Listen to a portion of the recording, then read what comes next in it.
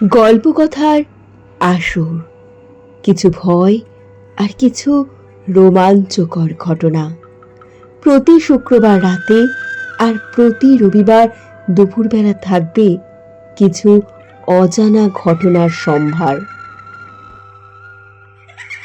আজকে যে ঘটনাটা আপনাদের সাথে ভাগ করে নেব, ঘটনাটা আমার কাছে খুবই দুঃখের। কারণ ঘটনাটি ঘটেছে আমার খুব কাছের এক বন্ধুর সাথে। যদিও অনেক দিন যাবৎ তার সাথে আমার কোনো যোগাযোগ ছিল না। কলেজে পড়াকালীন সময় তার সাথে আমার পরিচয়, তারপর দীর্ঘদিন কেটে গেছে। হঠাৎ সেদিনকে তাকে গড়িয়াহাটে দেখতে পাই। এতদিন পর দেখা, তাই যা হয়, কেমন আছে, কি করছে, এখন কোথায় থাকে, সব কিছু জিজ্ঞাসাবাদ করার পরে যখন আমি তাকে জিজ্ঞাসা করলাম রোহিত কেমন আছে, খুব অবাক করে সে আমাকে উত্তর দিল রোহিত নাকি এখন আর তার সাথে নেই। আমি শুনে এক মুহূর্তে যেন শকড হয়ে গেছিলাম। কি বলছিস নাকি? ও আমায় জানায় আজ থেকে 5 বছর আগে একটা রোড অ্যাক্সিডেন্টে রোহিতের মৃত্যু হয়। কথাটা শুনে আমার সেদিন এত খারাপ লেগেছিল যে সেদিন সারা রাত বারবার রোহিতের মুখটা যেন আমার চোখের সামনে ভেসে উঠছিল। ওর সাথে রোহিতের সম্পর্ক অনেক দিনের। ওর নামটাই তো বলা হয়নি, ওর নাম মৌমিতা। মৌমিতার সাথে রোহিতের সম্পর্ক ক্লাস সেই 11-এ।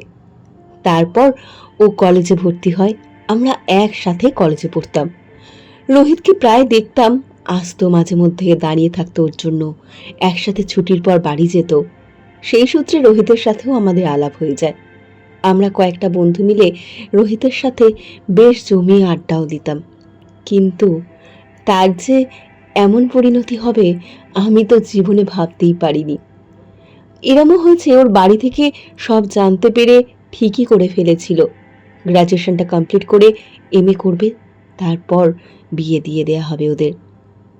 আমি সেই জন্যেই ভেবেছিলাম ও হয়তো এতদিনে বিয়ে থা করে দিব্যি সুখে আছে। কিন্তু সেটা যে এইরম পরিণতি হয়েছে আমি ভাবতেই পারি না। শুনলাম এখন যে ওর হাজবেন্ড, সে নাকি প্রচণ্ড ভালো, ওকে খুব ভালোবাসে, ওর খুব যত্ন নেয়। শুনে খুব ভালো লাগলো। কিন্তু অবাক করার বিষয় একটা কি জানেন? এটা শুনে আমিও খুব অবাক হয়েছিলাম। ওর বর্তমানে যে হাজবেন্ড, সে নাকি রোহিতেরই মাস্তুতো ভাই। যখন রোহিতের সাথে ওর একটা এত সুন্দর, এত দিনের সম্পর্ক, সবাই, পাড়া প্রতিবেশী সবাই তা জানতো। যেখানে বিয়ে হবে বলেও ঠিক হয়ে গেছিল, জাস্ট একটা মাসের ব্যাপার ছিল। 1 মাস পরেই নাকি ওদের বিয়ের একটা তারিখ ঠিক করা হয়েছিল। আর সেখানেই এইরকম একটা মর্মান্তিক ঘটনা। বলতে হয় ভালো ছেলেটিকে যে সব কিছু জেনে এই মেয়েটিকে অর্থাৎ মৌমিতাকে বিয়ে করে। মৌমিতার কথায় মাঝের যে 2 বছর ছিল, এই সময় একটা বিশাল ট্রমার মধ্যে দিয়ে যাচ্ছিল মৌমিতা, এবং তখনই নানা ধরনের অপ্রীতিকর ঘটনা তার সাথে ঘটতে থাকে। সেই ঘটনাই আজকে আপনাদের সামনে আমি তুলে ধরব। নমস্কার, আমি রুমকি। গল্পকথার আসরে আপনাদের সকলকে স্বাগত। যদি আপনাদের জীবনেও ঘটে থাকে এমন কোনো ভয়ঙ্কর ঘটনা, বা আপনাদের চেনা জানা কোনো মানুষের জীবনে যদি ঘটে থাকে এরম ভয়ের কোনো ঘটনা, কিংবা কোনো ভালো মুহূর্তের ঘটনা, চাইলেই তা আপনি আমার সাথে শেয়ার করতে পারেন। ডেসক্রিপশন সেকশনে সমস্ত লিংক দেয়া রয়েছে। আপনাদের ঘটনার অপেক্ষায় আমি থাকলাম। শুরু হচ্ছে আজকের ঘটনা। মৌমিতার সাথে রোহিতের দেখা হয় মৌমিতা যখন ক্লাস 11-এ পড়ত। মৌমিতা যেখানে ইংলিশ পড়তে যেত, সেই ম্যামের ছেলে ছিল রোহিত। এরপর আস্তে আস্তে ম্যামের কাছে পড়তে যেতে যেতে রোহিতের সাথে তার খুব ভালো একটা সম্পর্ক তৈরি হয়ে যায়। রোহিত মৌমিতার থেকে 4 বছরের বড় ছিল। মৌমিতা এরপর স্কুল শেষ করে কলেজে ভর্তি হয়, আর রোহিত সেখানে ইঞ্জিনিয়ারিং পড়ছিল। রোহিতের ইঞ্জিনিয়ারিং প্রায় শেষের পথে। ইতিমধ্যে মৌমিতার সাথে যে রোহিতের একটা সুন্দর সম্পর্ক তৈরি হয়েছে সেটা বাড়ির সবাই জানতে পারে। রোহিতের বাড়িরও সবাই জেনে যায়, আর মৌমিতার বাড়িরও সবাই তা জানতে পারে। কিন্তু রোহিতকে তারা সবাই খুব ভালোবাসত। রোহিত ছেলেটিও খুবই ভালো ছিল। যেমন সুন্দর ছিল তার কথাবার্তা, তেমন সুন্দর ছিল তার ব্যবহার। তাই তাকে অপছন্দ করা সত্যিই অসাধ্য।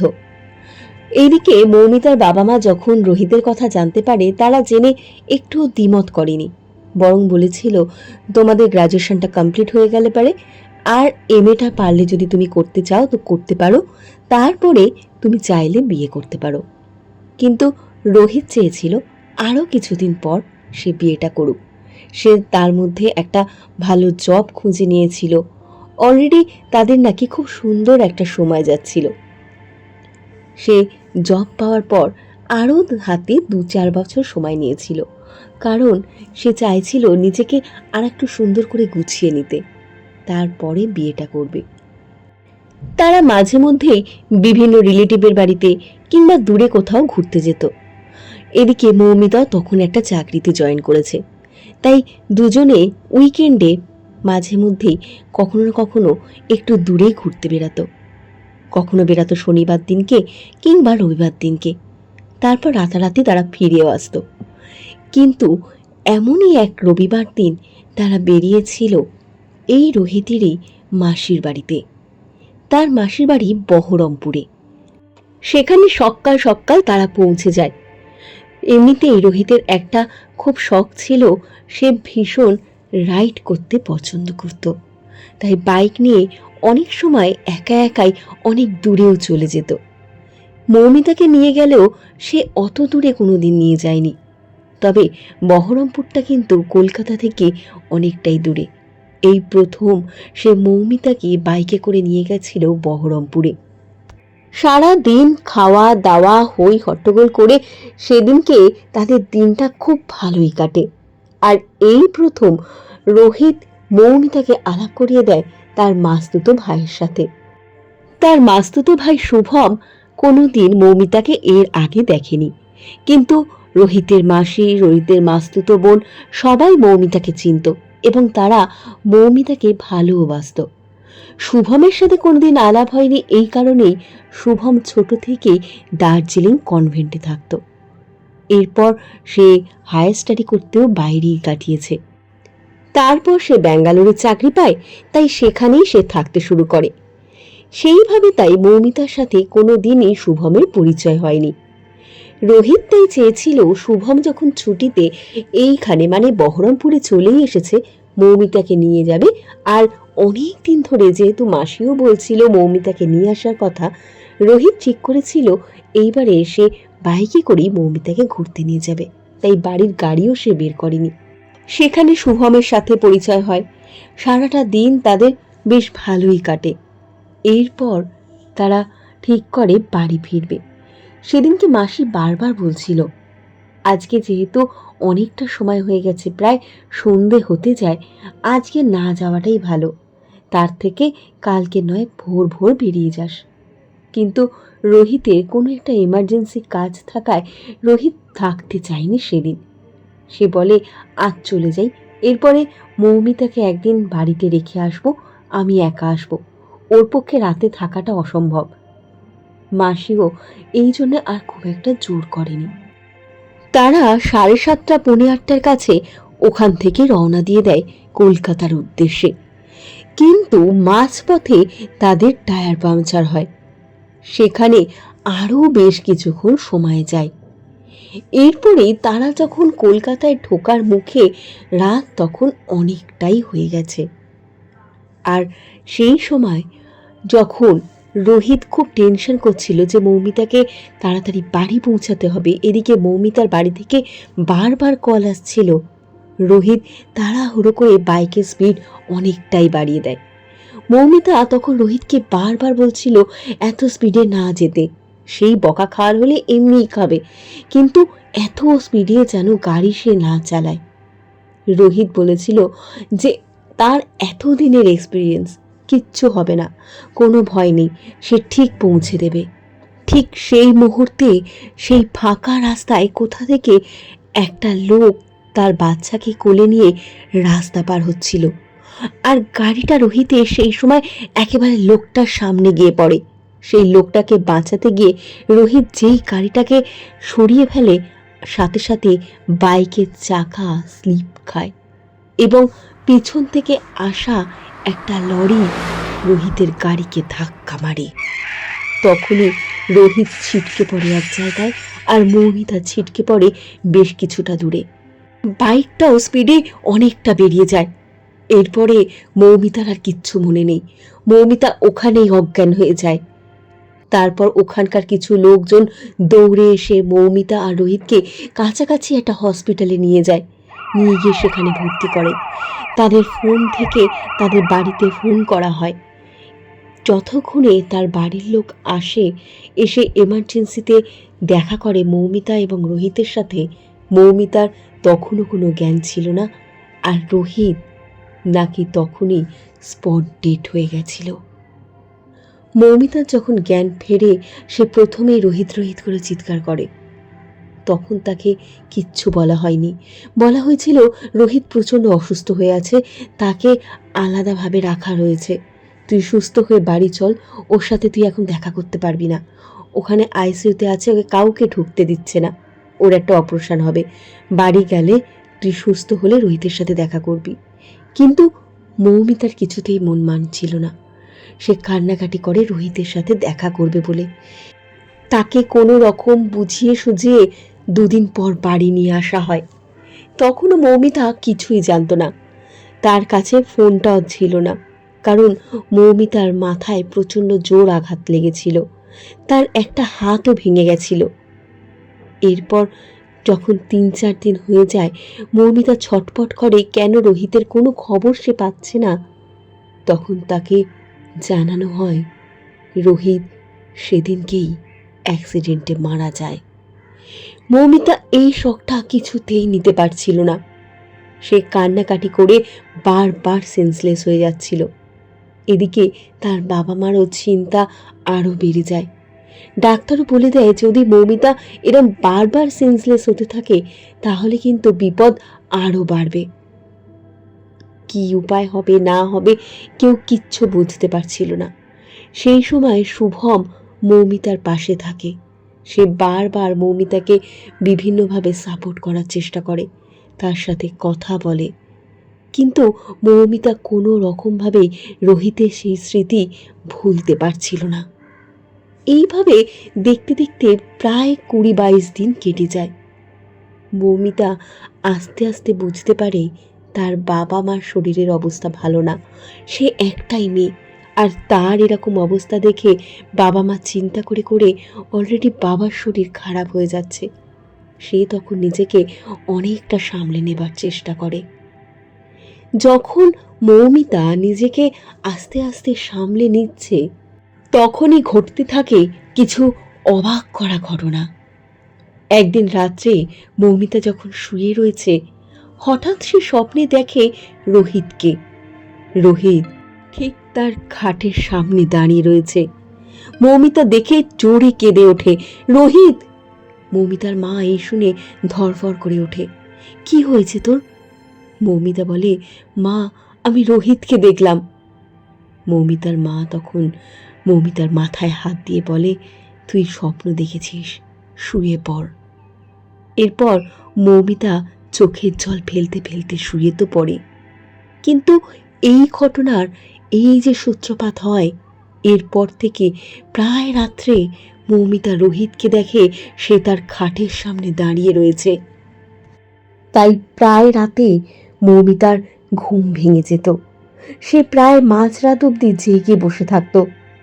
এদিকে মৌমিতার বাবার হঠাৎ করে শরীরটা প্রচণ্ড খারাপ হওয়ায় মৌমিতার মা কদিন তার বাবার সাথেই শুচ্ছিল।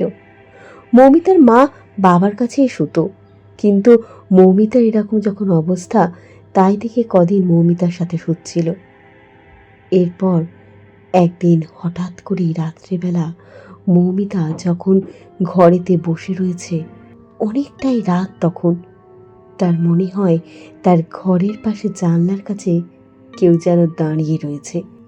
সে জানলার দিকে তাকায়, কিন্তু কাউকে দেখতে পায় না। আরও অবাক ঘটনা, মৌমিতাদের জানলার পিছনে কোনো ব্যালকনি বা কোনো সিঁড়ি নেই। তাহলে সেখানে জানলার কাছে লোকে দাঁড়াবে কি করে? মৌমিতা এটা ভেবেই প্রচণ্ড ভয় পেয়ে যায়, কিন্তু বাবার এদিকে শরীরের অবস্থা খারাপ বলে সে কাউকে কিচ্ছু জানাতে পারে না। এরপরে একদিন হঠাৎ করে মৌমিতা রাত্রে যখন শুয়ে রয়েছে, সে বুঝতে পারে কেউ যেন তার ঠিক গায়ের কাছে এসে বসেছে। অন্ধকারে বোঝা যাচ্ছে সে যেন আস্তে আস্তে মৌমিতার গায়ে হাত বোলাচ্ছে। মৌমিতার মাথার কাছে সে যেন ঘোরাফেরা করছে। সারাটা রাত সে শুধু ঘরের মধ্যে পায়চারি করে কাটায়। মাঝে মাঝে এসে মৌমিতার কাছে বসে। মৌমিতা কাউকে দেখতে পাচ্ছে না, শুধু একটা ছায়া, আর কখনো কখনো মনে হচ্ছে একটা অদ্ভুত অনুভূতি। মৌমিতা ভাবে চিৎকার করে তার বাবা মাকে ডাকবে, কিন্তু সেদিনকে তার মায়ের প্রচণ্ড জ্বর ছিল, তাই ভয়তে মাকে আর ডাকতে পারে না। এরপর মা যখন জ্বর থেকে সুস্থ হয়ে ওঠে, তখন সে মাকে এই কথাগুলো জানায়। এরপর থেকে প্রায় সময় এই একই জিনিস ঘটতে থাকে। ঘরের মধ্যে হঠাৎ করে একটা গন্ধ ভেসে আসতে থাকে। না বাজে গন্ধ, না ভালো গন্ধ, কিন্তু একটা অদ্ভুত গন্ধ মাঝে মধ্যেই ঘরে পাওয়া যেতে শুরু করে। এই মধ্যে একদিন মৌমিতা স্বপ্নে দেখে রোহিত তার কাছে এসেছে। সে হাতটা বাড়িয়ে দিয়ে মৌমিতাকে বলছে, মৌমিতা, তুই আমার কাছে চলে আয়, আমি আর একা একা থাকতে পারছি না, তোকে আমার ভীষণ প্রয়োজন, তুই চল আমার সাথে। এই স্বপ্ন দেখে মৌমিতা সেদিনকে রাত্রে চিৎকার করে ওঠে। সে ভয় আরো কুঁকড়ে যায়। তার মাকে সব কথা বলে।